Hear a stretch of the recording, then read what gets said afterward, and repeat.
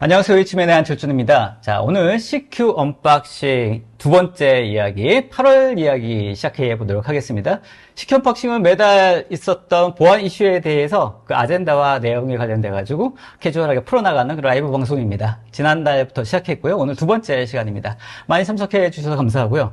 저희 CQ 언박싱은 저희 이츠맨과 또 다운 기술이 함께 만들어 갑니다. 그래서 다운 기술의 토박이시죠? 네. 고성종 이사님 나오셨습니다. 안녕하세요, 이사님. 네, 안녕하십니까. 네. 본인 소개 부탁드리겠습니다. 네, 안녕하십니까. 네. 저는 다운기술에서 사이버 보안 사업 부문에서 부문장을 맡고 있는 고성종입니다. 네, 반갑습니다. 이제 뭐 계속 고정으로 나오셔가지고 굳이 소개 안 해도 될 것 같은데. 그래도 이제 저를 알릴 겸 네. 열심히 한번 하겠습니다. 알겠습니다. 8월 진짜 빨리 지나가지 않았습니까? 네, 날씨도 네. 너무 더웠고요. 네. 네, 뭐 여름 휴가도 많이 가신 것 같기도 하고 그래서 겸사겸사 좀 빨리 지나는 것 같아요. 알겠습니다. 뭐 날씨가 덥다고 보안 이슈가 없지는 않고요, 그죠? 맞습니다. 자, 알겠습니다. 자, 오늘 주제도 또 주제인 만큼 네. 오늘은 특별하게 또 이사님뿐만 아니라 또 다른 게스트도 소개를 해드려야 될 것 같습니다. 네, 맞습니다. 네, 그래서 사실 저 이츠맨과 CQ 언박싱 통틀어서 외국인이 나오시는 건 처음인데, 아, 그런가요? 그러니까 처음에 외국인이 나오신다고 했을 때 걱정했습니다. 영어도 안 되고 해가지고 어떻게 하나 했는데 한국말을 너무 잘하시더라고. 네, 다행입니다. 네, 들으시는 분들도 뭐 영어로 들으실 필요 없고 한국어로 들으시면 될 것 같으니까 걱정 안 하셔도 될 것 같습니다. 자, 오늘 특별 게스트로 나오시는 다운기술의 막스밀리안 힌츠 연구원님 나오셨습니다. 안녕하세요, 연구원님. 네, 안녕하세요. 네, 본인 소개 부탁드리겠습니다. 네, 저는 다운기술에서 시큐리티 리서처로서 근무하고 있는 막스라고 합니다. 네, 저도 사실 네. 좀 걱정 많이 했어요. 한국어 해야 되니까 뭔가 좀 말을 하다가 꼬이면 어떡하지? 아, 진짜요? 네. 야, 이 정도 표현하는 건 정말 잘하시는 건데요? 아, 그래요? 한번. 원래 어느 정도 공부하셨길래 이 정도 잘하시는 겁니까? 한국어를? 저는 이제 한국에서 산 지 6년 네. 됐고, 한국 오기 전에 이제 독일에서 한국어학을 전공했었어요. 아, 그러세요? 그래서 이제 한국어 배운 지 한 10년 남짓 됐는데, 네. 근데 아직도 뭔가 좀 부족한 것도 많고. 아닙니다. 굉장히 잘하십니다. 네. 자, 들으시는 분도 전혀 들으시는데 이상 없으시잖아요. 그죠? 그리고 이력이 되게 독특하시더라고요. 이력이 정치 외교학과 출신이신데. 맞습니다. 이렇게 사이버 보안 쪽의 업무를 담당하시게 됐는데 되게 아주 독특한 이력을 가지고 계시는데 이유가 있으세요? 네, 저는 이제 서울대학교 네. 이제 석사를 했는데 정치외교학 나왔고요. 네. 저는 이제 위주로 안보 연구를 했는데 네. 그 중에 강의들 중에 이제 중동 안보에 대한 강의가 있었는데 거기는 이제 뭐 이스라엘, 뭐 이란 갈등이 나왔는데 그 중에 이제 정말 그때 유명했었던 스톡스넷이라는 네. 악성 코드가 있었는데 이제 이란하고 미국 같이 이거 개발해서 이란에 있는 원자력 발전소 그거 이제 침입해서 이제 거기 뭐 이것저것 뭐 폭발시키는 그런 네. 악성 코드였어요. 네네.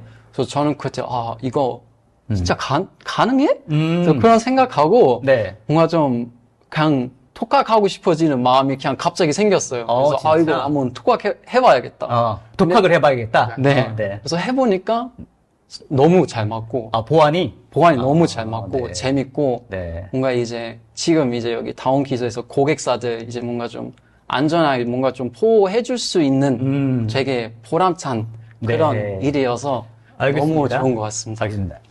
본인의 새로운 어떤 잡을 찾았다. 이렇게 생각이 네. 들고요. 그죠? 네. 이게 본인 좋아하는 걸 찾는 게 참 쉽지가 않은데. 맞아요. 보안이 딱 맞다니. 맞아요. 그죠? 그래서 놀랍습니다. 네. 자, 아무튼 오늘 또 주제가 예. 이 정치적인 선거에 관련된 보안 이슈이기 때문에 특별하게 또 오늘 게스트로 초대를 했고요. 네. 또 관련된 이야기 좀 해주시면 좋을 것 같습니다. 네, 알겠습니다. 자, 이사님, 오늘 뭐 얘기했던 것처럼 전체적으로 오늘 8월달 주제가 어떤 내용인지 간단히 좀 얘기해 주시면 좋을 것 같습니다. 네, 오늘 이제 저희가 준비한 거는 저희가 보통 선거철이라고 하잖아요. 미국 대선도 이제 한 70여일 정도 남아있는데 네. 그 선거철을 앞두고 어떠한 이제 사이버 공격 사례라든가 위협 사례들이 있는지 좀 소개해 드리려고 하고요. 네. 그리고 두 번째는 미국 대선 결과에 따라서 이제 사이버 보안 정책들이 좀 변경될 수 있을 텐데 네. 그런 부분에 대해서 저희가 좀 미리 짚고 가는 이제 시간을 만들려고 오늘 자리를 준비했습니다. 알겠습니다. 실제로 이런 것들이 기업들의 담당자 입장에서도 영향을 많이 받는 부분이지 않습니까? 그죠? 그렇죠. 이제 흔히 얘기해서 단순히 미국이 얘기하고 있는 정책 자체가 뭐 어떤 정부나 정부 기관에만 속한 게 아니라 미국에서 미국에다 투자를 하는 기업들, 그리고 미국에다가 어떤 생산 설비를 갖다 놓는 기업들, 그리고 미국에 수출해야 되는 기업들, 여러 기업들이 영향을 받게 되고요. 맞아요. 그거 외에도 이제 미국의 영향을 받은 한국에 있는 정책들도 변화하기 때문에 그런 부분에서 조금 관심 있게 지켜볼 필요가 있습니다. 알겠습니다. 오늘 관련된 이야기 좀 한번 풀어나가면 좋겠습니다. 네. 자, 이쯤에 저희 CQ 언박싱을 여러분들과 같이 만들어 갑니다. 오른쪽 댓글창에 여러분들 의견과 질문들 올려주시면요. 저희가 중간중간에 또 관련된 질문들 소개하고 답변 드릴 수 있도록 하고요. 저희가 끝날 때쯤 Q&A 시간에도 소개를 하면서 답변 드릴 수 있도록 하겠습니다. 보안에 관련된 또 선거에 관련된 여러 가지 아젠다들이 많은 있는데 여러분들 의견도 편하게 올려주시면 좋을 것 같습니다. 웨비나 후반 쪽에 저희 설문조사도 오픈됩니다. 꼭 좀 답변 주시면 더 좋은 CQ 언박싱 만드는 데 도움이 될 것 같으니까 꼭 좀 참여해 주시면 좋겠습니다. 자, 이제 본격적으로 오늘 8월달 CQ 언박싱 시작해 보도록 하겠습니다. 첫 번째 시간은, 첫 번째 주제는 8월달에 주요한 보안 뉴스들을 정리해 드리는 시간입니다. 다운기술의 이정현 대리님께서 낭낭한 목소리로 8월의 주요 아젠다, 보안 아젠다를 정리해 드릴 테니까 들으시고 곧바로 시작해 보도록 하겠습니다. 8월의 주요 보안 뉴스입니다. 출판사와 출판 물류기업 간의 주문 배송 네트워킹 솔루션을 제공하는 모아시스. 지난 8월 1일 모아시스는 랜섬웨어 공격을 받아 약 700에서 1000개의 출판사와 물류사 간의 네트워크가 마비되는 사건이 발생했습니다. 간담회를 통해 모아시스는 백업 서버와 원 서버가 모두 해킹되었다고 밝혔는데요. 모아시스는 해커와의 협상을 시도해 요구된 돈을 송금하고 복구 키를 요청했으나 답변을 받지 못하였고 해커와의 추가 협상은 어려운 상황이라고 밝혔습니다. 현재 모아시스는 서버를 강화하여 추가 보안을 확보하고 있다고 알렸습니다. 두 번째 소식입니다. 해커 조직 인텔 브로커가 교육부 위탁운영 진로정보망 커리어넷에서 160만여 명의 개인정보를 해킹했다고 주장하며 다크웹에 판매글을 게시했습니다. 이후 한국직업능력연구원은 8월 20일 해킹 사실을 인지하고 23일 사과문을 발표했습니다. 이번에 유출된 정보가 암호화되었다고는 하지만 이를 쉽게 해제할 수 있는 것으로 파악되었습니다. 한국직업능력연구원은 보안 강화, 시스템 점검, 재발 방지 대책 등을 마련하겠다고 밝혔습니다. 다음 소식입니다. 최근 구글 클라우드 시큐리티에서 M트렌드 한글 버전을 공식 배포하였다는 소식 전해드립니다. 이번 M트렌드 15번째 보고서에서는 맨디언트가 최전선에서 해킹 사건을 조사하고 복구하며 얻은 정보를 바탕으로 변화하는 최신 사이버 위협에 대한 전문가적 관점을 제공합니다. 구글에 M트렌드 한글이라고 검색하시면 무료로 다운받아 보실 수 있습니다. 마지막 소식입니다. 미국 당국은 이란이 공화당과 민주당 대선 캠프를 겨냥한 해킹 및 문서 유출 작전의 배후라고 발표했습니다.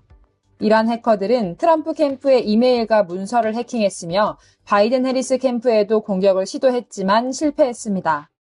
이란의 해커들은 정교한 사회공학 기법을 사용해 이메일 계정에 침투하려고 했으며 이 공격 그룹은 APT42로 추정되고 있습니다.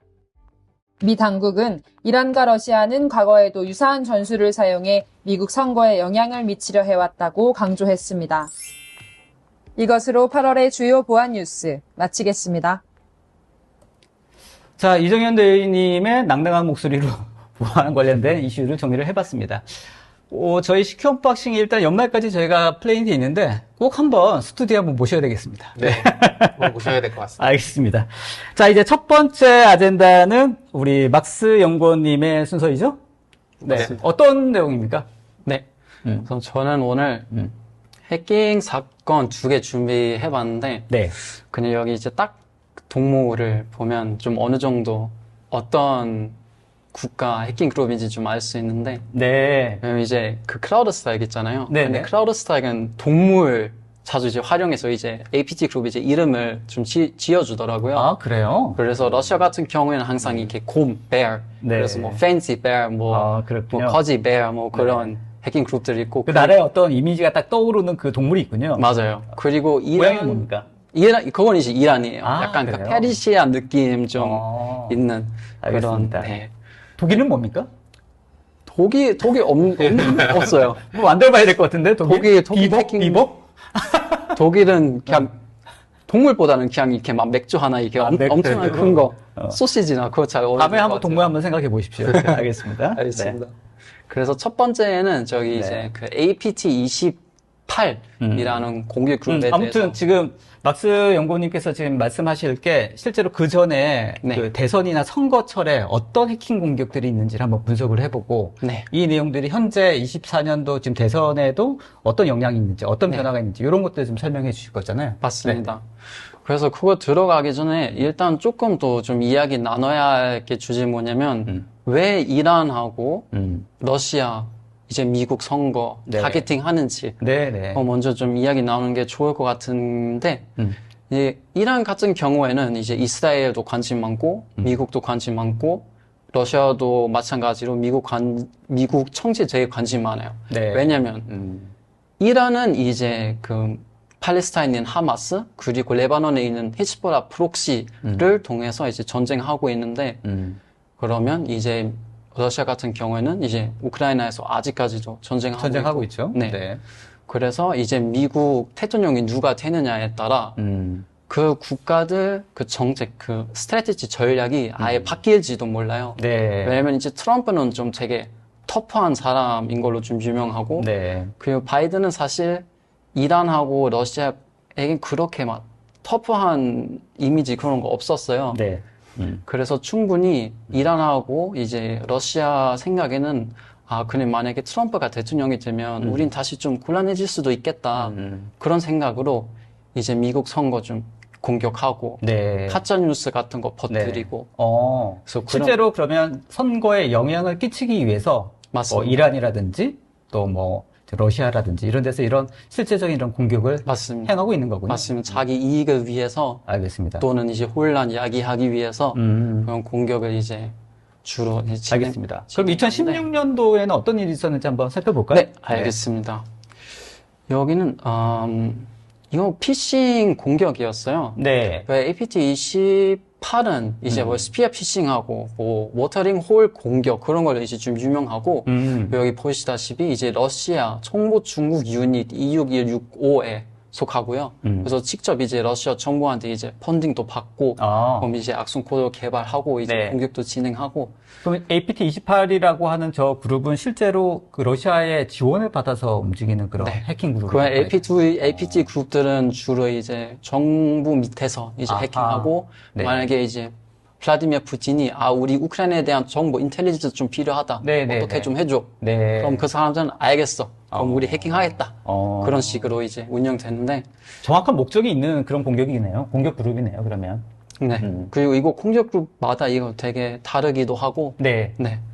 그런데 이거 APT18 공격 같은 경우에는 네. 여긴 이 공격이 딱 두 단계 있었어요.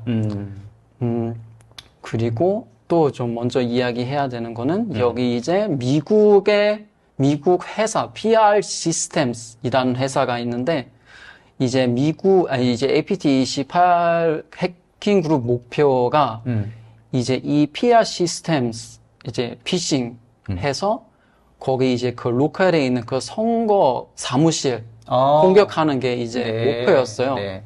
그래 만약에 그냥 일단 그냥 일반 지메일 계정을 가지고 이제 네. 거기 그 공무원들에게 이제 이메일 보내면 그거 너무 수상해요. 네. 그래서 어떻게 했냐면 네. 먼저 이 로컬 그 정부랑 같이 일하는 그런 벤더를 타겟팅 했어요.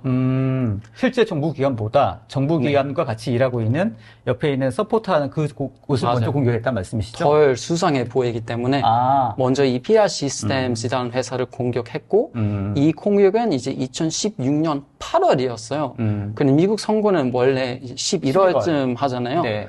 그래서 충분히 이제 지금도 아마 똑같을 거예요. 지금 8월 말인데 지금도 아마 APT 그룹들은 계속 아마 해킹하고 있을 거예요. 공격하고 있다. 네, 아마 그럴 네. 거고요.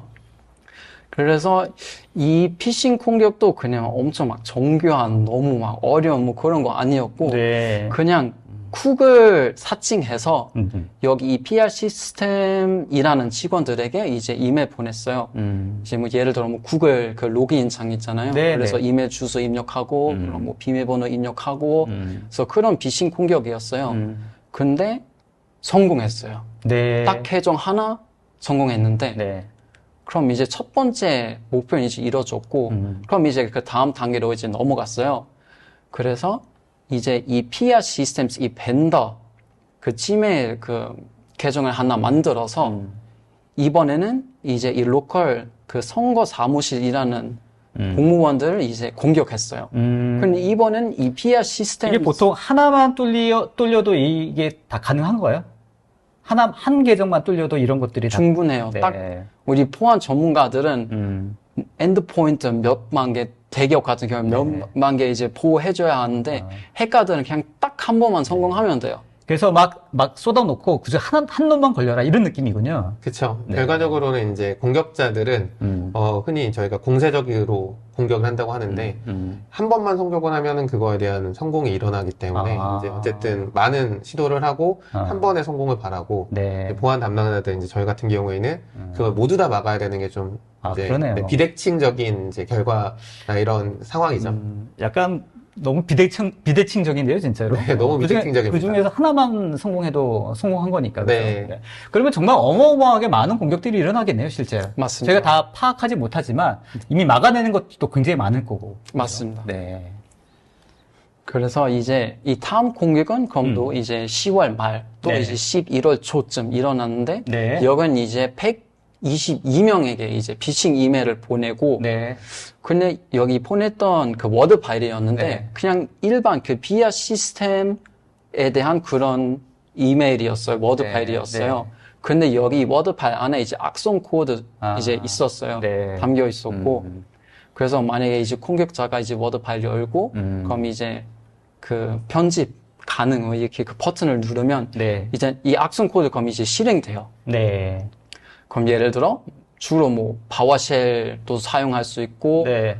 네, 그 가장 좀 막 대표적인 뭐 그런 이제 파워쉘인데 그럼 이제 파워쉘 코드가 이제 해커가 동제하는 서버에 이제 동신해서 아, 나 실행됐다. 다른 악성 코드 줘. 다운받을래. 그럼 이제 그 악성 코드를 다운받고 이제 실행시키고 그럼 이제 그 두 번째 단계 이제 그럼 시작되는데 근데 이제 좀 전 이거 조사했을 때 좀 걱정됐던 게 네. 미국 NSA 국정원에서 무슨 말을 했냐면 이 피싱 공격 성공했는지 알 수 없다. 그리고 만약에 만약에 성공했다면 이 해커들은 어떤 짓을 할 수 있었는지도 저희 이제 파악할 수 없는 상황이다. 네. 라고 했었어요. 네. 근데 저는 만약에 이제 여기 뭐 미국인이었으면 오히려 뭔가 우리 해킹 당한 거 맞다. 근데 흔적 찾았고 앞으로는 이렇게 보완하면 되겠다. 저 좀 그나마 좀 마음이 편했을 텐데 인정하기 싫은 거지. 그럴 수도 있어요. 네. 인정하기 싫은 거죠. 네. 네, 그래서 이건 좀 네, 자존심이 허락을 하지 않는 거지. 네, 뭐 그래 이제 미국 네. 가장 뭔가 좀 힘이 있는 NSA조차도 네. 여기 우리 모르겠다 하면은 그게 실제로 몰랐던 게 아니라 알고도 그렇게 얘기한 건가요? 그렇게 그럴 파악이 되는 수도 거죠? 있어요. 네, 그렇게 파악되는 것도 있죠. 맞아요. 그럼 네. 왜냐면 이제 국민 입장에서는 근데 NSA도 우리 선거를 이제 보호해주지 못하면 과연 우리 선거 결과가 의미가 있나? 네. 그런 생각할 수도 있잖아요. 네, 그렇죠, 그렇죠. 그래서 만약 알 수 없어요. 실제로 결국에는. 기업 같은 경우에도 만약에 해킹을 당하거나 이런 피해를 당했을 때 그걸 다 100% 오픈하지 않는 경우가 훨씬 더 많이 있지 않습니까? 그쵸. 이제 네. 일반적으로 기업은 기업의 기밀이라는 것도 있다 보니까 네. 어떤 식으로 조사하느냐에 따라서도 그리고 이제 조사의 방식과 범위에 따라서도 외부에 오픈되는 정보가 분명히 좀 제한되어 있긴 합니다. 그러니까 이제 선거 같이 이렇게 굉장히 중대한 이런 국가적인 이런 상황에서 뭔가 이렇게 해킹을 당했다. 혹은 이렇게 뭐 어떤 정보가 나가졌다라고 했을 때는 그걸 다 오픈하기 쉽지 않겠다라는 생각도 들고요. 그죠? 네, 아무래도 이제 그런 부분들이 이제 결과적으로 정치적인 영향까지 미칠 수 있다 보니까 네. 좀 조심스러울 수밖에 없습니다. 알겠습니다. 생각해보니까 이때 2016년 같은 경우에는 그 트럼프하고 힐러리하고 싸웠던 네. 때잖아요. 네. 그때 이제 사실 힐러리가 또 문제였던 게 뭐 러시아로부터 뭐 메일 해킹 당했나? 뭐 그런 네. 거 있었지 않습니까? 네. 그것 때문에 또 꽤 많은 선거적으로도 문제가 좀 많았었는데 맞습니다. 그런 공격들도 있었던 거죠, 그죠? 실제로. 그렇죠. 이건 이제 문제가 뭐였냐면 이제 힐러리 클린턴이 자기 집에서 개인 이메일 서버를 운영하고 있었어요. 거기 이제 기밀된 이메일, 정보, 뭐 네. 보고서 같은 거 거기 다 이제 그 막 저장하고. 네. 근데 이거 처음으로 설치됐을 때 한 약 2달 동안 그런 서티피케이트이 없었어요. 그래서 트래픽이 아예 암호화된 트래픽이 아니었어요. 야, 그건 그래서- 진짜 문제 아니에요? 그러니까요. 그래서 만약에 흔히 말하는 대통령 후보가 된 사람이 맞아요. 몰랐겠지. 아예 그런 거 중요성 자체도 몰랐겠지. 뭐 정치는 다 뭐 몰랐다고 조장하지만 네. 근데 과연 근데 그 당시에 국무장관 아니었나요? 거기까지는 기억이 안 나네요. 네. 네, 아무튼. 네. 아무튼 그래서 네. 근데 이것도 사실 공격자 입장에서는 이건 엄청 이제 도움이 되는 그런 네. 거죠. 그래서 만약에 이제 후보자 그런 이메일이나 그런 뭐 개인정보 다 나오는 그런 계정을 해킹했는데 그러면 이 뭐 문서나 아니면 이 뭔가 이 후보자에게 좀 손해 될 만한 그런 거 이제 SNS에서 퍼뜨리면 그렇죠. 그럼 이제 그럼 힐러리 뽑으면 안 되겠다. 뭐 트럼프 뽑아야지. 네. 그럼 그런 식으로 이제 좀 실제로 영향이 있었어요, 당시에. 그렇죠? 영향이 있었죠. 네, 실제로 네. 있었습니다. 네. 알겠습니다. 2016년에 미국 선거 해킹 관련된 부분들은 이 정도 정리를 하고, 그럼 올해는 어떤 일들이 있었는지 네. 한번 살펴보면 좋겠습니다. 올해는 이제 이란 공격에 대한 이야기인데요. 이란도 마찬가지로 주로 이제 뭐 미국이나 이스라엘 뭐 공무원, 선거 캠페인 직원, 네. 뭐 외교관, 아니면 think 연구원, 뭐 NGO, 아니면 관련 연구를 하는 뭐 대학원 교수 공격하는 걸로 이제 좀 유명한데 일단 이란은 그 2020년부터 그런 피싱, 뭐 선거 관련 피싱 캠페인 좀 진행했었어요. 네. 그때도 이제 피해자는 당연히 바이든하고 이제 트럼프였는데, 근데 그때는 이제, 근데 해킹 성공 증거가 없다. 그래서 하면서 이제 좀 그냥 넘어갔는데, 근데 네. 이것도 과연 뭐 성공했는지 결국엔 저희는 알 수는 알 없지만, 수는 없는 거죠. 근데 이제 그럼 올해 무슨 일이 있었고, 아직 지금 진행 중인 해킹 어떤 뭐 있는지 한번 좀 말씀드리려고 하는데요. 이번에도 역시 피싱이고요. 이번엔 근데 다행히 구글에서 이제 우리 피싱 공격을 탐지했고 성공적으로 이제 막았다. 그런 거 이제 나와서 네. 좀 그나마 이제 이란이 노력하는 건 좀 어느 정도는 좀 막을 수 있었는데 근데 또 이제 구글이 좀 왜냐면 이제 만약 지메일 계정을 사용하기 때문에 구글이 그냥 우리 그냥 차단하면 되겠다 이렇게 할 수는 있잖아요. 네. 근데 또 이제 이란은 뭘로 유명하냐면 그 SNS에서 네. 가짜 프로필이나 가짜 뭐 NGO 그룹 네. 그런 이제 생성해서 예를 들어 뭐 인권 운동가 네. 이렇게 막 사칭해서 네. 이제 뭐 가짜 뉴스 퍼뜨린 경우가 되게 많아요. 그래서 여기서는 그래서 이것도 여기 한번 예시 하나 보여드릴 수 있는데 네. 그래서 여기 피해자들에게 이런 식으로 이제 이게 뭔가요? 피싱 여기 왼쪽은 그냥 일반 그냥 딱 일반인이 봤을 때 그냥 내 구글 지메일 로그인 로그인 페이지인데? 화면이구나 하겠지만 네. 근데 이건 사실 피싱 시도였어요. 그래요? 네. 완전 똑같은데? 맞아요. 네. 그래서 일반 사람 이건 좀 구별하기가 아마 좀 어려울 거예요. 네. 그리고 오른쪽 그래도 전문가가 봤을 때는 뭐가 좀 이상한 게 있나요?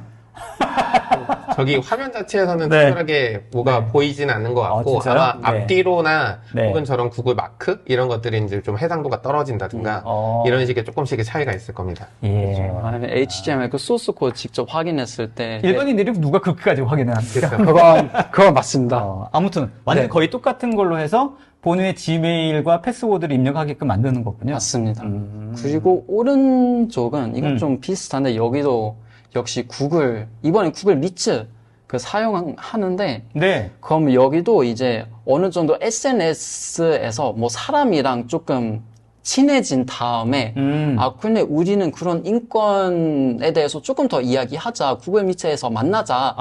이렇게 네. 하고 그럼 이제 링크를 이제 보내줘요. 그래서 보내주고 그럼 이제 피해자는 여기 클릭하고 네. 그럼 이제 여기 입장하는데 근데 여기 오른쪽 여기 보시면 네. 여기 스타트 베리피케이션이라고 쓰여 있는데 네. 그럼 여기 이제 사람이 이제 자기 뭐 인증 과정을 이제 밟아야 하는데 근데 여기서도 만약에 이제 이메일 주소 입력하고 네. 비밀번호 입력하고 네. 그 정보는 이제 다 공격자에게 전송될 거예요. 그러겠네요. 네. 그러니까 그렇게 SNS를 이용해서 뭔가 관계를 맺고 네. 그다음에 그걸 통해서 이런 식으로 공격을 하게 되면 사실 뭐 꼭 대선이 아니라 하더라도 뭐 당연히 그거는 쉽지 않게 막기가 쉽지 않을 것 같다는 생각이 들 것 같고 맞습니다. 실제 이런 공격이 이란 쪽에서 미국 대선의 캠프에 공격했다라는 증거가 확인이 된 거죠. 그럼 이 사안에 대해서는. 네, 맞습니다. 그리고 전 이제 준비했을 땐 그냥 딱 이걸로 마무리하려고 했는데 네네. 근데 또 어제 확인했을 때 네. 또 3일 전에 새로운 뉴스 기사가 떴어요. 네. 그래서 근데 이란은 여기 미국 대기업 직원 사칭해서 그 캠페인 직원들에게 이제 그걸 또 피싱 이메일 보내고 있다. 그런 기사가 나왔어요. 네. 그리고 조금 더 충격이었던 게 이제 한 이틀 전, 하루 전 FBI에서 이제 새로운 보고서가 나왔는데 근데 그 보고서에서는 이제 이러한 APT 그룹들은 이제 랜섬웨어 조직들하고 협력하고 있다. 네. 그런 기사가 나왔어요. 네. 이란 쪽도 계속 업데이트가 되나요? 이란은 네, 이제 그런 범죄 조직하고 이제 네. 협력하는 거 보니까 그러니까 이제 말씀을 들어보니까 이란 같은 경우에는 아무래도 이제 미국 같은 큰 데하고 뭔가 대적하기 위해서는 뭐 북한도 마찬가지입니다만 뭔가 좀 쉬운 자기들이 리소스를 좀 적게 하면서도 타격을 입힐 수 있는 그런 방법들을 계속 고안을 해내고 그런 정교한 방법들을 계속 고민하고 있는 것 같네요. 그렇죠. 네.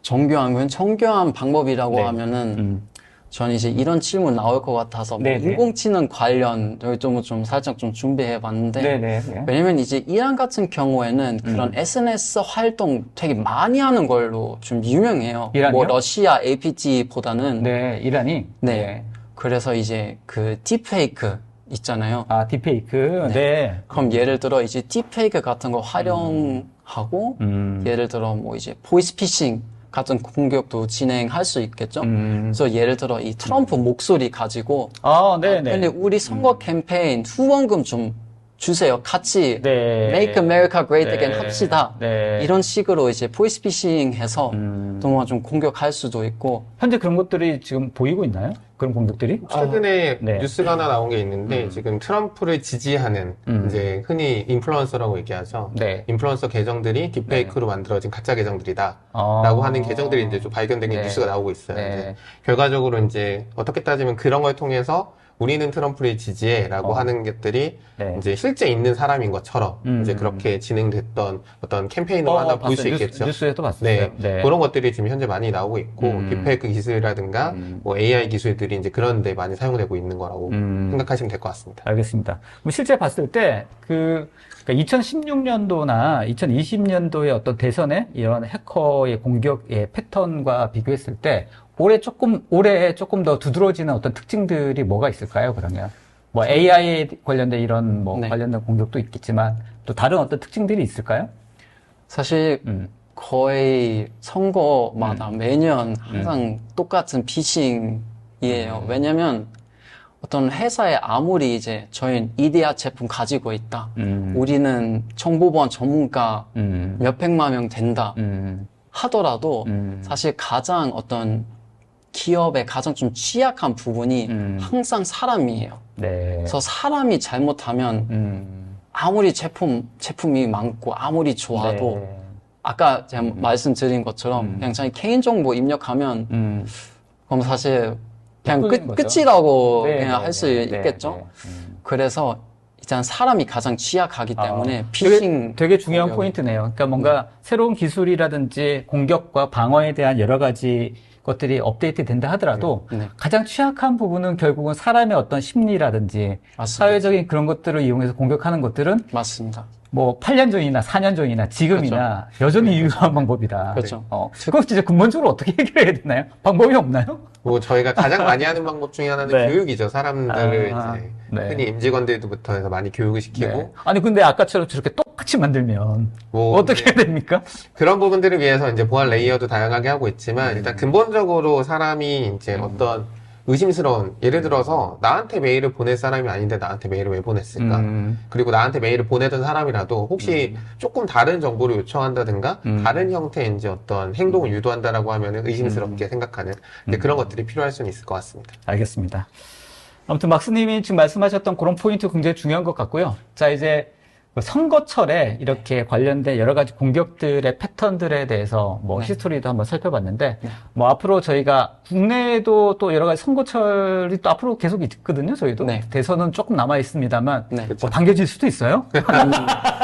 아무튼 뭐 그건 타치하고 네. 그런 이제 우리의 대선이나 이런 거 할 때 국내에서는 어떤 부분을 좀 주의해야 될지만 좀 정리를 해주고 네.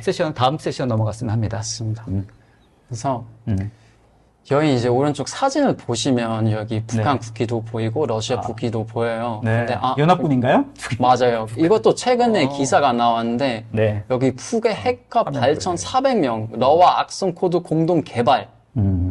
그래서 이제 직접 북한 해커들은 러시아에서 교육받고 그리고 네. 또 생각해 보면은 이제 러시아는 그런 선거 피싱 뭐 관련 그런 경험뿐만 아니라 이제 전쟁 관련 경험도 있어요. 네. 그래서 그 우크라이나 이제 생각했을 때 그냥 단순히 이제 군인만 이렇게 파견시킨 보내는 게 아니라 네. 이제 직접 악성 코드도 활용해서 우크라이나 공격하는 사건 되게 많았어요. 네. 그래서 그런 입장에선 북한 해커들 충분히 러시아 해커들에게 그런 관련 기술을 좀 배울 수 있어요. 그래서 그건 조금 좀 위험할 것 같고요. 그리고 사실 북한 해커들은 제가 그때 되게 북한 해커들 진짜 악마 같다 싶었던 사건이 이제 북한 해커들은 그 이태원 사건 네. 악용해서 이제 뭐 피싱 똑같이 피싱 뭐 워드 파일 네. 뭐 그런 거 네. 보내고 네. 또 아니면 네 그런 코로나 때도 그런 거 비슷한 거 했고요.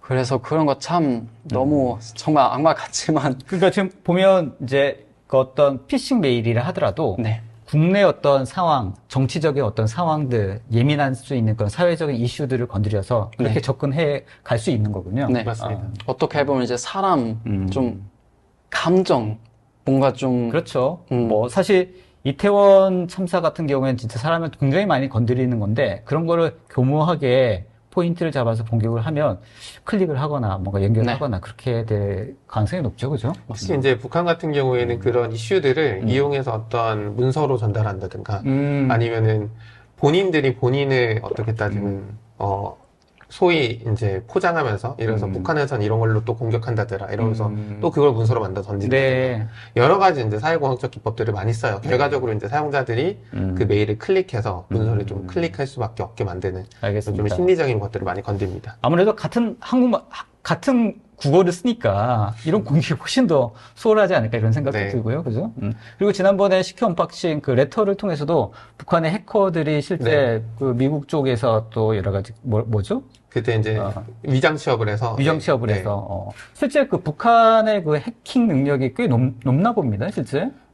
보통 이제 우리나라 일반적으로 사이버 보안을 전문으로 하지 않는 분들은 뭐 문제 생기면 또 북한이야라고 생각하시지만 사이버 보안을 담당하는 저희 입장에서는 북한은 굉장히 뛰어난 해킹 그룹 중에 네, 하나거든요. 네. 그리고 많은 해커들을 운영하고 있기 때문에 조금 관심 갖고 봐야 되는 조직 중에 하나라고 저희는 생각합니다. 알겠습니다. 자, 우리 박스님 마무리 좀 해주시죠. 네. 네. 그래서 여기 채팅창 보고 여기 청훈기님 여기 주신 그 질문 저 좀 언급하려고 했어요. 네네. 어떤 질문인가요? 정훈기님. 네. 북한 해커들 수준은 글로벌하게 어느 정도 수준인가요? 또 네. 몇몇 유명한 단체가 있는 것으로 알고 있습니다. 네. 만이라는 정훈기님 질문입니다. 일단 단체 되게 많고요. 네. 흔하게 말하는 뭐 김스키, 뭐 라자루스, 안다리엘, 뭐 리퍼 되게 많고요. 그리고 이제 일반 사람 이제 북한이라고 들었을 때 아, 북한 근데 가난하고 고립돼 있고 걔 뭐 힘 얼마나 있겠어. 뭐 별로 힘이 없을 것 같은데? 라는 생각하겠죠? 네. 근데 이제 북한 확실히 되게 뛰어난 해킹 좀 수준이라고 생각합니다. 네. 그래서 또 최근에 이것 좀 더 기술적인 이야기인데 그 FUD 모듈이라는 악성 코드가 나왔는데 네. 이건 이제 윈도우 직접 커널 건드리는 악성 코드였어요. 윈도우 커널을. 그래서 네. 정말 개발하기 어려운. 네. 그래서 이제 봤을 때는 좀 개인 의견인데 네. 북한은 이제 직접 자기만의 윈도우 커널 연구를 하고 있는 것 같아요. 그래요? 원래 커널은 그 클라우드 사이드 문제 있었잖아요. 그러니까 그런 식의 어떤 대규모의 공격이 가능하다라는 얘기네요. 그렇죠. 그리고 커널을 잘못 건드리면 그냥 PC가 그냥 맞아요. 네, 맞아요.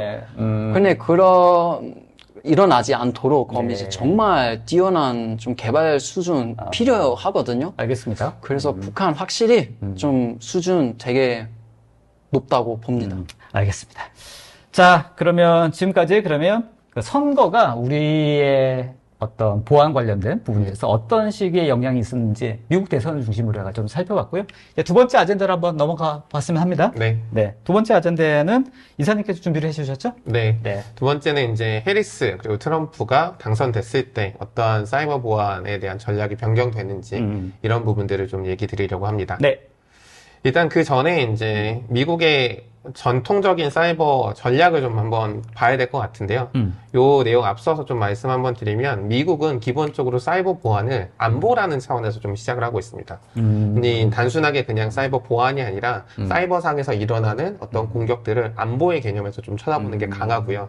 특히 이제 중국부터 러시아, 이란, 북한 이런 적대국들의 행위가 사이버상으로 옮겨갔다라고 생각하는 옮겨갔다고 생각하고 그 대응을 안보 차원에서 다루고 있다라고 생각하시면 조금 이해가 쉬우실 알겠습니다. 것 같습니다. 지금 요 장표는 2017년부터 21년까지면 트럼프 네, 맞습니다. 네, 트럼프 재임 기간. 트럼프 재임 기간이고요. 네. 실제 뭐 그거보다도 이제 솔직히 미국의 사이버 안보 전략은 네. 2003년 이제 조지 부시 대통령 시절이죠. 네. 그때부터도 시작은 하긴 합니다. 네. 근데 이제 그때는 어떤 사이버 공간에 우리가 공간을 확보하고 이제 그거에 대한 안전을 도모하는 정도에서 시작했다라고 하면 거기서부터 하나씩 발전해 나갔다라고 보시면 될 것 같고요.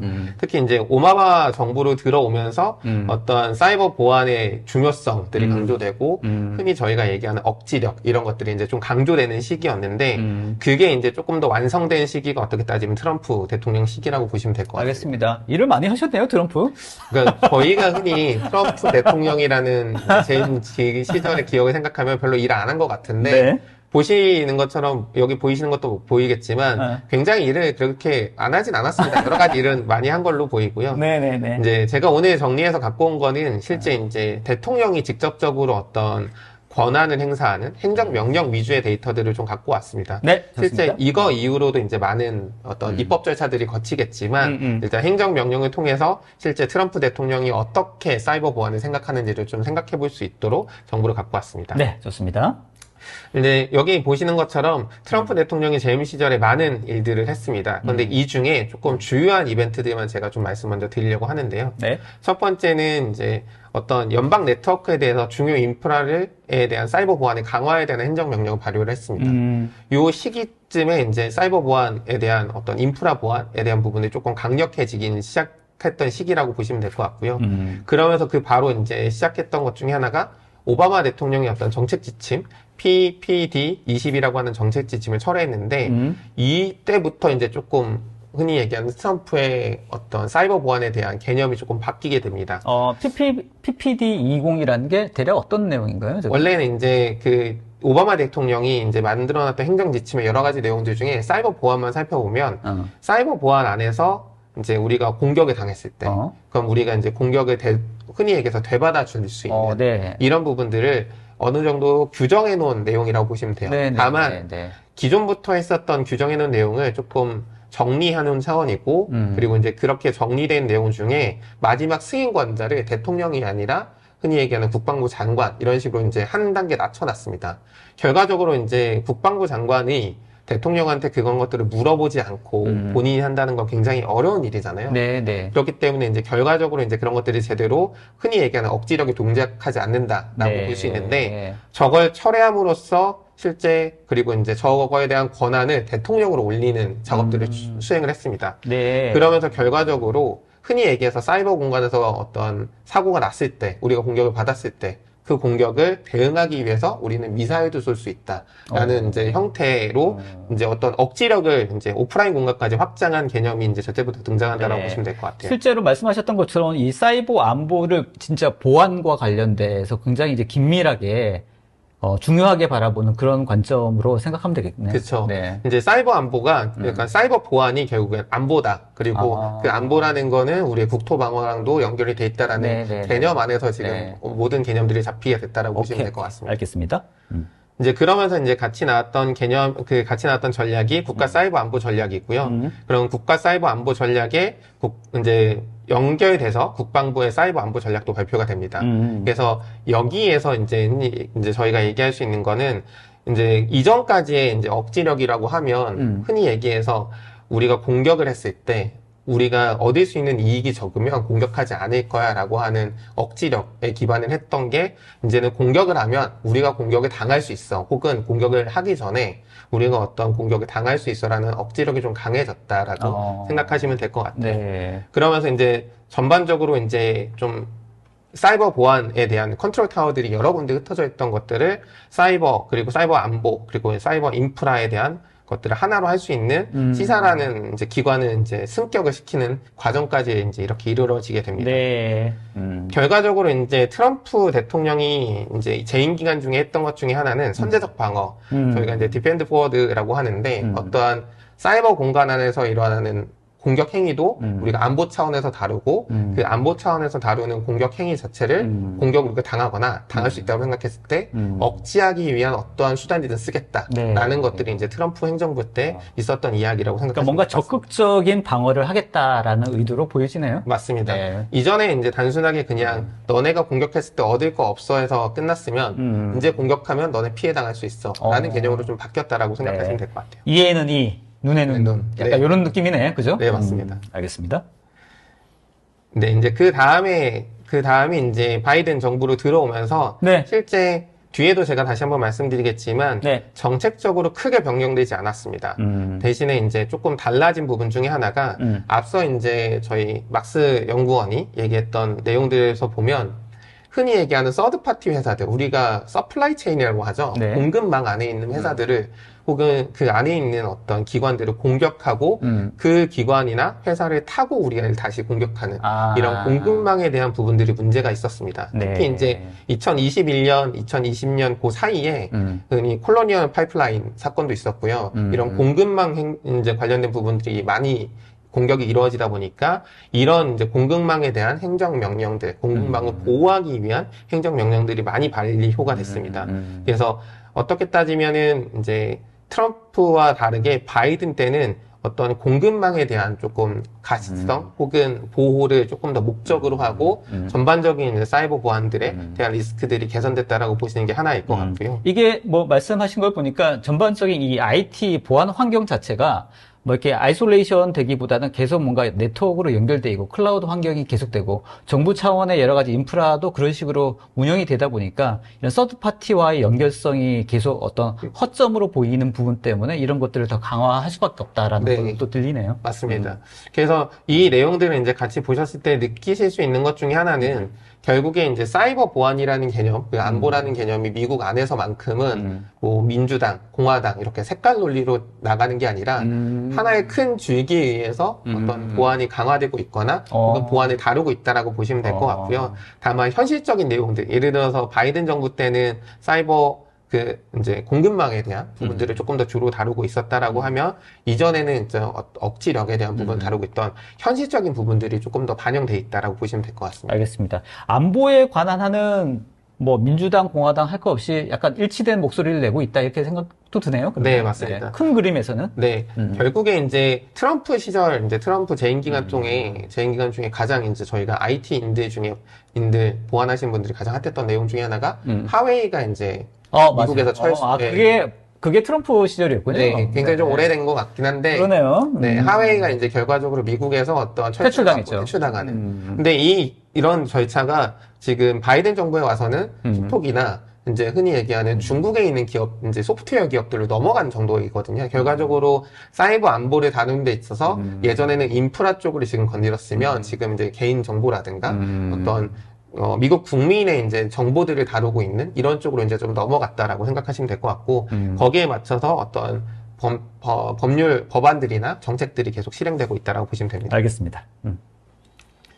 그래서 이제 바이든 정부 시절에 이제 가장 중요하게 봤던 건 공급망에 대한 보완에 대한 부분이고요. 네. 공급망 보완을 하기 위하면 결국에는 어떤 협력이 강조될 수밖에 없습니다. 그러겠네요. 특히 이제 바이든 정부 때, 뭐 트럼프 정부 때도 마찬가지긴 했지만 바이든 정부 때 유난히 좀 랜섬웨어 공격들이 많았어요. 네. 뭐 흔히 얘기해서 이제 비트코인 가격이 계속 오르고 있으니 거기에 따라서 공격도 계속 증가했다라는 게 이제 일반적인 설이긴 한데 이제 그러다 보니까 많은 랜섬웨어 공격들이 있었고 그런 랜섬웨어 갱들을 우리가 이제 퇴출시키기 위해서는 결국에는 우리가 단순하게 기소하는 게 문제가 아니라 누군가는 잡아야 되고 우리도 기소도 해야 되고 우리도 잡아야 되고 이런 국제 협력들이 강조가 되죠. 네. 결국에는 서플라이 체인 보안이 같이 연결되어 있는 게 국제 협력 강조. 근데 그러기 위해서는 그런 것들에 이제 어떤 후발대적인 성격으로 이제 따라오는 게 어떤 법무적인 거나 경제 제재라든가 이런 여러 가지 행정적인 절차들이 공조하면서 계속적으로 따라왔다라고 보시면 될 것 같습니다. 알겠습니다. 이게 뭔가 전체적으로 다 연결이 되어 있군요. 네. 점차 더, 그러니까 예를 들면 국제협력을 강조했다라고 말씀을 하시긴 했는데, 이 국제협력뿐만 아니라 뭐, 예를 들면 공공과 기업 간의 어떤 협력도 굉장히 그렇죠. 필요하지 않을까 네. 이런 생각도 들고요. 실제 앞서 말씀드렸던 트럼프 시절에 만들었던 C사라는 기관 자체가 바이든 행정부에 들어와서는 굉장히 많은 부분의 협력이나 이런 것들을 강조하고 그리고 많은 어떤 정책들이나 그리고 이제 사이버 보안에 관련된 다양한 내용들을 이제 다루고 있습니다. 네, 알겠습니다. 기업들이 정부 말을 잘 안 들을 수도 있을 거예요.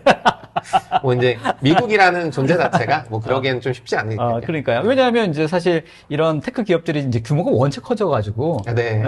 뭐 정부가 함부로 건들기도 쉽지 않을 것 같다는 네, 생각도 맞습니다. 들고. 아무튼 여러 가지 어려움들이 있다. 쉽지는 않은 것 같습니다. 네. 그리고 이제 인력 양성. 네, 바이든 행정부에서 마지막으로 좀 강조했던 내용 중에 하나가 어떤 이제 사람에 대한 부분들. 네. 결국에는 우리가 혼자 못한다. 같이 해야 되는데 그러다 보니 사람이 부족해라는 이제 내용들이 많이 나왔던 것 같습니다. 알겠습니다.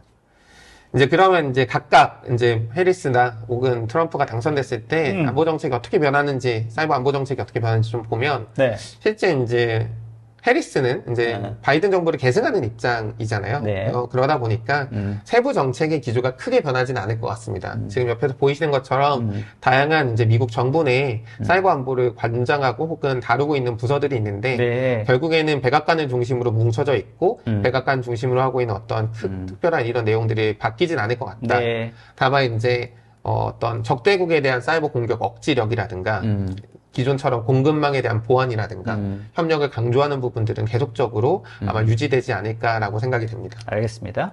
일단 뭐 해리스가 당선됐을 때는 기존의 그 바이든의 정책과는 뭐 거의 비슷한 네. 큰 흐름으로 갈 것 같다. 아직 이제 해리스 이제 근데 사실은 이제 해리스 같은 경우에는 아직 정확한 본인의 어떤 정책이 그쵸, 아직 안 네. 나와 있는 상태라서 네. 그렇죠. 아직은 좀 지켜볼 필요가 있죠. 그렇죠. 네. 그냥 일단은 부대통령은 네, 부통령이었기 때문에 이제 관련된 내용들을 그대로 가져갈 가능성이 있다. 네, 그 맞습니다. 정도 보면 될 것 같네요. 네. 대신에 이제 트럼프가 되면 조금 바뀌는 부분이 있을 수 있을 것 같습니다. 네, 이 부분은 아직까지 흔히 트럼프에서 공식적으로 인정하지 않았는데, 네. 흔히 이제 요즘 많이 나오는 얘기 중에 하나가 프로젝트 2025가 네. 좀 정치판 안에서도, 미국 정치권 안에서도 좀 얘기가 많죠. 아, 보수 탱크, 싱크탱크에서 만든 네. 그런 보고서인가요, 뭐죠? 네, 맞습니다. 이제 미국의 보수 싱크탱크인 헤리티지 재단에서 네. 거의 900쪽 가까운 이제 정책 제안집을 만들었어요. 그래요? 근데 이게 이제 정책 제안집이 헤리티지 재단에서 이번에 처음 만든 건 아니고요. 네네. 예전 이제 레이건 시절 때부터 정책 제안집은 계속 공화당을 위해서 만들었습니다. 근데 이제 아무래도 조금 이제 얘기가 있는 건 이 프로젝트 2025에 참여하고 있는 많은 저술자들이 예전 트럼프 행정부에서 일했던 분들이 많다 보니까 그래요? 아무래도 트럼프의 입김이 좀 들어가지 않았냐라는 얘기들이 좀 네. 있는 정책집이라고 네. 생각하시면 될 것 같은데. 알겠습니다. 여기 정책집에 이 사이버 보안 관련된 부분이 언급이 되어 있나요? 네, 이제 중요하게 나와 있는 부분 중에 하나가 시사에 대한 해체입니다. 근데 왜 갑자기? 라는 생각이 좀 들 수가 있어요. 네. 트럼프 정부 시절에 아까 네. 좀 전에 얘기 드렸던 걸 생각해 보시면 네. 트럼프 정부 시절에 시사를 격상을 시켰거든요. 맞아요. 근데 그 왜 얘기했죠. 이제 와서 시사를 이제 다시 흔히 얘기해서 해체를 해야 되냐라고 하는데 크게 이제 두 가지를 얘기하고 있습니다. 제안집에서는. 하나는 이제 시사가 국방부나 FBI, 뭐 국방안보국 이런 여러 기관에서 수행하는 보안 기능과 중복된다. 아, 중복된다? 네, 너무 이제 중복되는 기능이 많으니까 기능을 축소하고 해체하자. 너네는 할 것만 해라. 이런 이제 내용들이 있고요. 네. 이제 그 내용 중에 안에는 2020년 대선에서 네. 거짓 정보에 대한 대응이 부족했다라는 내용들이 저거 얘기하고 무슨 말이야? 기억하실진 모르겠지만 네. 사이버 보안하시는 분들 중에는 기억하시는 분들이 있으실 것 같아요. 네. 트럼프가 2020년 대선에서 네. 대선이 조작됐다라는 발언을 했고 맞아요. 그걸로 인해서 좀 네. 얘기가 있었죠. 맞아요. 이제 그 과정에서 이제 대선이 조작됐다. 그때 당시에 대선의 사이버 보안을 담당했던 기관이 시사입니다. 아. 네, 시사는 아까 말씀드렸듯이 이제 사이버 보안이랑 그리고 인프라 이제 전반적으로 담당하고 있고 단순하게 그냥 보안 인프라를 담당하는 게 아니라 어떤 주정부라든가 이제 각각 주 정부 기관들, 연방 정부 기관들이랑 협력하는 관계거든요. 근데 이제 그때 이제 시사 수장한테 사이버 보안에 문제 있어서 그 선거가 문제 있지 않냐라고 얘기했는데 우리는 정말 깨끗하게 그리고 완벽한 선거를 치렀다라고 이제 얘기를 해서 네. 해임됐죠. 아. 이제 결과적으로 기억납니다. 지금 기억납니다. 그런 부분들이 아무래도 지금 이제 시사의 해체의 제언이 담기지 않았을까라는 감정이 남아있네. 뭐 일부 이제 미국에 있는 사이버 보안 전문가들은 네. 그런 얘기를 없지 않아 합니다. 네. 너 아직 뭐 감정이 남아 있어서 네 그런 얘기하는 거 아니냐라고 얘기를 하고 있는데 어쨌든 지금 그 제언집에는 이제 시사를 해체하는 내용들이 담겨 있다 보니까 그래요? 그런 실제로 부분들이 이제 좀 실제로 문제가 될 수 정책집에 저 시사를 해체하라는 그런 내용이 담겨져 있다고요? 네, 담겨져 있고, 이게 정책집이 단순하게 그냥 정책을 참고할 수 있는 정도면 모르겠는데, 트럼프 재임 기간에도, 뭐, 헤리티지 재단 얘기로는 3분의 2 이상 반영됐다. 반영이 됐다. 네, 라고 얘기하니까. 충분히 그러면 반영될 가능성이 높네요. 네, 그러면. 반영될 수 있는 내용들이 분명히 없지 않아 있죠. 그 실제로 시사가 해체되면 어떤 부분이 문제가 있나요, 그러면? 실제 이제 시사가 해체된다라고 하면 아까 말씀드렸듯이 미국의 보안 컨트롤 타워라고 할 수 있는 부분이 좀 사라지게 됩니다.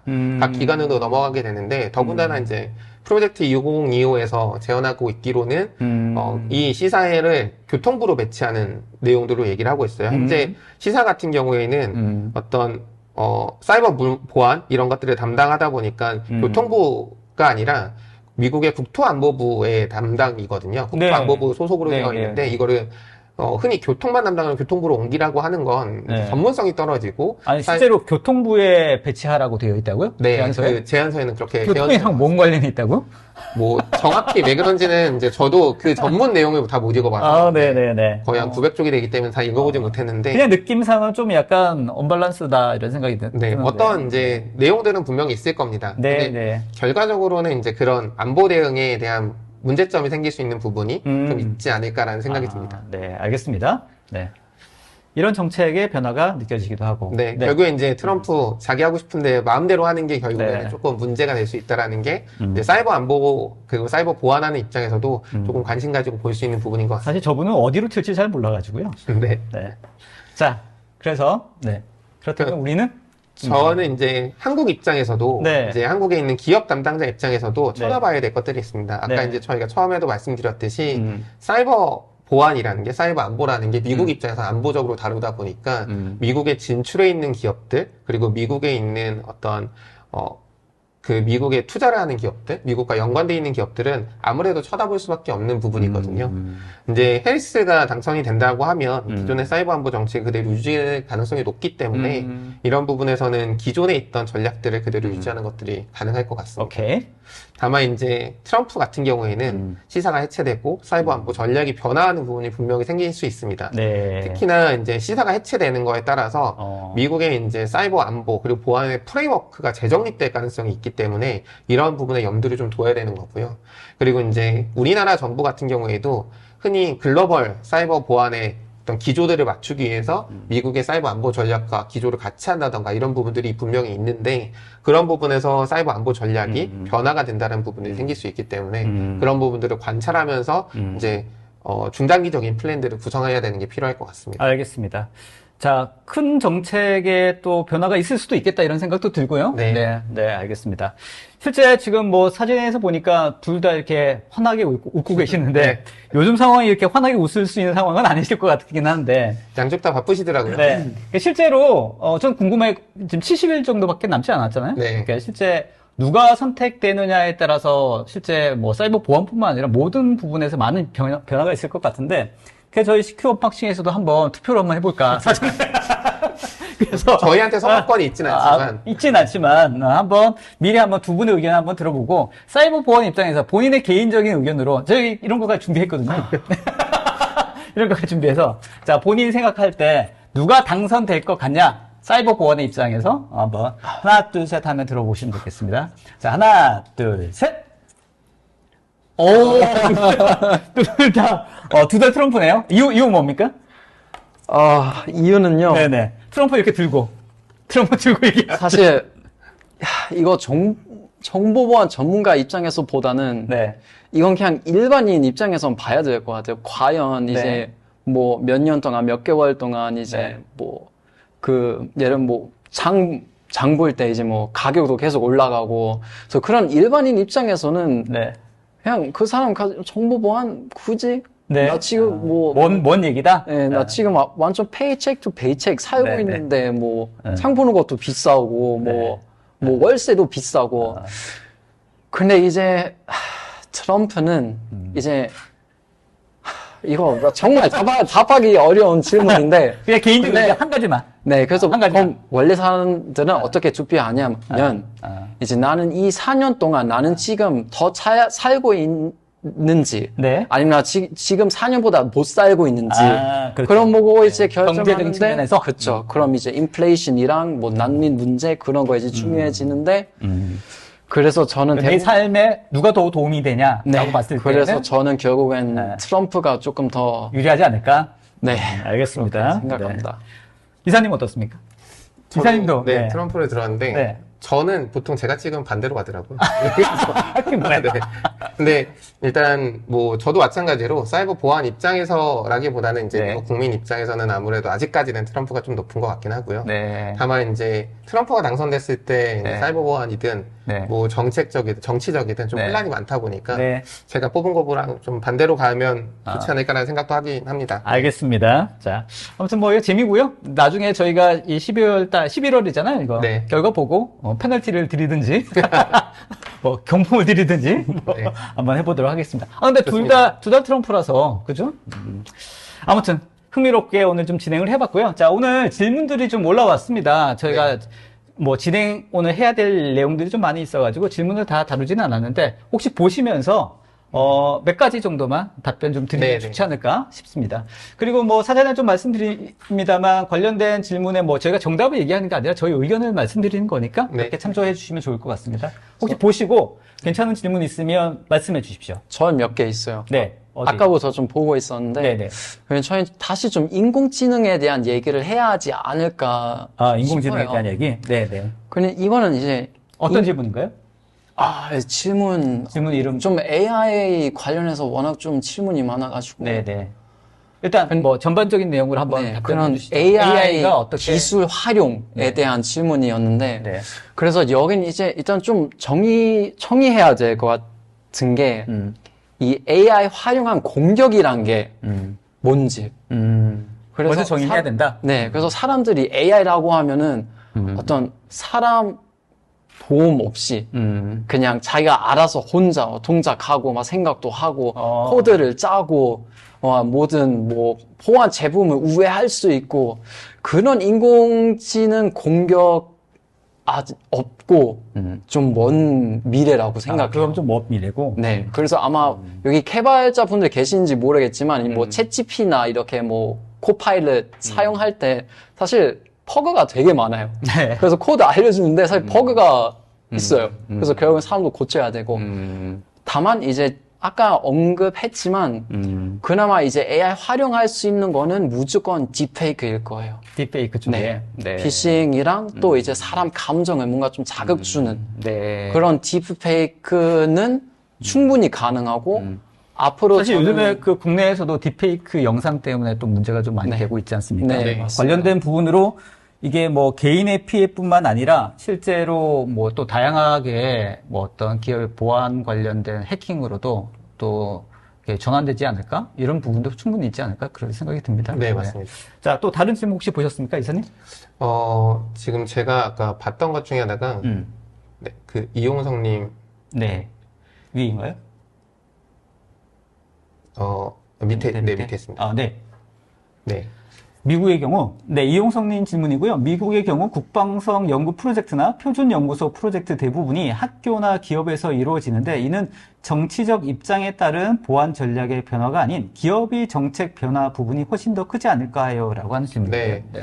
실제 이제 미국 같은 경우에는 단순하게 이제 그러니까 어떤 기관 차원에서 진행된다기보다는 기업 차원이나 혹은 연구소에서 진행되는 것들이 굉장히 많습니다. 그래서 이제 제가 서두에서 말씀드렸듯이 어떤 정치적인 성향에 따라서 혹은 정치적인 상황에 따라서 사이버 안보 기조가 바뀌기보다는 미국이 가져가고 싶은 프레임워크, 전체적인 큰 프레임워크 안에서 가져가려고 한다라는 게 큰 기조일 것 같은데 다만 이제 아까 말씀드렸듯이 어떤 현재 상황들 그리고 현재 대통령의 뭐 기분이라고 하긴 좀 그런데 현재 대통령이 포커싱하고 있는 부분에 따라서 그런 정책적인 노선들이나 아니면 어떤 투자의 방향들이 조금 달라질 수는 있다라는 정도로 이해해 주시면 좋을 것 같습니다. 알겠습니다. 자, 저기 막스님 한번 질문 하나만 더. 좋은 질문 하나 더 있었는데 네네. 딱 여기 이형주님 네, 이형주님 이형주님. 계속 되게 좋은 질문을 그러네요. 해주시더라고요. 이용준이 오늘 뭐 질문 좋습니다. 네. 자, 이용준 질문에 디펜드 포워드의 경우에 가장 큰 문제점이라 생각되는 것이 수많은 폴스 포지티브에 대한 과잉 방어인데 이런 문제가 실제 발생하지는 않았나요? 라는 질문입니다. 맞아요. 그래서 네. 전 이거 읽고 딱 평창 올림픽 생각났어요. 거기 이제 또 해킹 사건이 있었는데 네. 근데 사실 여기 우리나라 공격하면은 원래 북한 짓이었겠지? 네. 그런 생각부터 하는데 그때도 이제 확실히 북한 짓이었다라고 했는데 근데 결국에는 러시아 짓이었어요. 근데 이렇게 뭐 이제 예를 들어 미국이 이제 공격 당했을 때 그럼 이제 대응하려고 해요, 미국이. 네. 예를 경제적 제재나 뭐 네. 그런 식으로 이제 대응할 네. 수 있는데 그렇죠. 근데 이제 그 체제는 이제 러시아 타깃해서 네. 근데 이란이었을지도 몰라요. 아, 그렇죠. 그래서 그렇죠. 이거는 이제 정치 외교학에서는 false flag operation이라고 하는데 네. 그런 디펜딩 포워 같은 경우엔 그건 정말 많을 것 같긴 해요. 네. 그래서 구분하기가 또 쉽지 않지 않나요? 쉽지 않아요. 네, 쉽지 말- 않잖아요. 네. 그래서 지금 이제 흔히 얘기하는 사이버 억지력, 이제 사이버 보안에 대한 억지력이 실제 물리적으로 행사되기는 거는 쉽지 않아 보여요. 다만 이제 어떤 특정한 상황들, 예를 들어서 이번에 있었던 우크라이나랑 러시아 전쟁이나 아니면 이스라엘과 이제 하마스의 전쟁처럼 어떤 딱 특정 타겟이 정해져 있는 경우에는 그런 것들이 가능하겠지만 그러지 않고서는 이제 어떤 특정 타겟을 정해놓고 이제 실행한다는 거는 조금 어려운 경우가 될 것 같습니다. 네, 알겠습니다. 요 질문 하나만 더 보고 넘어갔으면 좋겠습니다. 보니까 이번 대선에서 어떤 후보가 당선되든 보안업계가 대비해야 가장 큰 변화는 어떤 부분이 있을까? 누가 됐던 간에? 네. 결국에 이제 보안 업계, 이제 크게는 두 가지일 텐데, 하나는 미국 쪽에서 어떤 그 업무를 하고 계신, 그러니까 흔히 얘기하는 미국에 투자되어 있는 이런 부분들 같은 경우에는 지금 미국 전체적인 기조가 사이버 안보를, 그리고 사이버 안보뿐만 아니라 대부분의 산업을 내수화시키려는 이제 새로 리쇼어링 하려는 것들이 있다 보니까 네. 그런 부분에서 그럼 리쇼어링을 할 때 그러면은 그들의 정책들이 어떻게 있는지를 잘 읽고 맞춰가는 게 좀 필요할 것 같고요. 미국 외에서 지금 사업하고 있는 저희 우리나라에 있는 사업하는 분들 같은 경우에는 거기에 맞춰서 미국의 정책에 맞춰서 우리나라 정책이 어떻게 변화할 거냐 이런 부분에 좀 관심을 가지시면 좋을 것 같습니다. 알겠습니다. 아무래도 미국 쪽의 영향이 뭐 우리나라뿐만 아니라 전 세계적으로 가장 영향이 많으니까 네, 거기에 또 저희가 귀 기울이고 또 주의를 또 가져야 될 그런 상황일 것 같습니다. 네. 자, 알겠습니다. 자, 오늘 8월달 CQ 언박싱 주제도 다양하고 워낙 광범위하다 보니까 할 얘기는 너무 많은데 그전 시간이 좀 부족했던 것 같고요.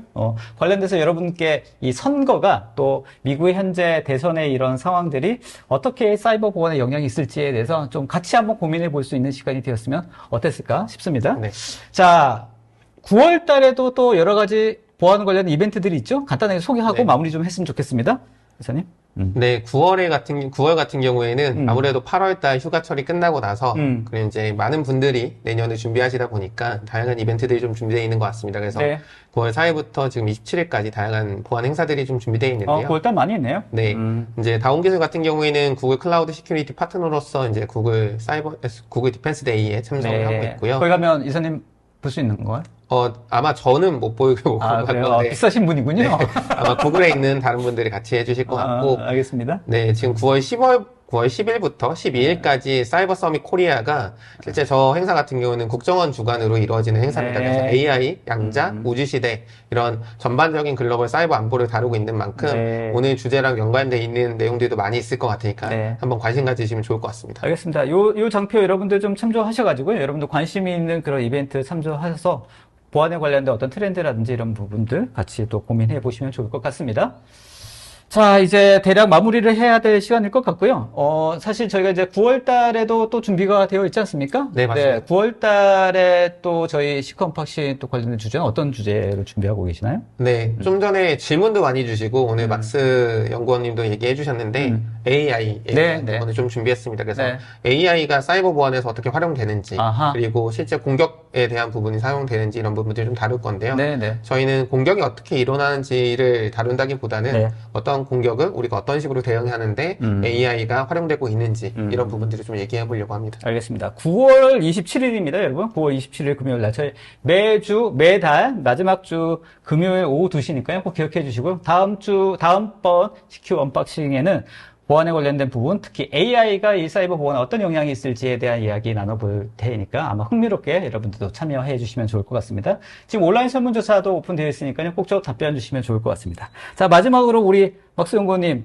이렇게 라이브 나오셨는데 소감 한 말씀 해 주시고 마무리하면 좋겠습니다. 네, 저는 사실 이거 딱 1시 59분 이제 tes트 때 뭔가 그때 제 석사 졸업論文 발표보다 좀 떨렸어요.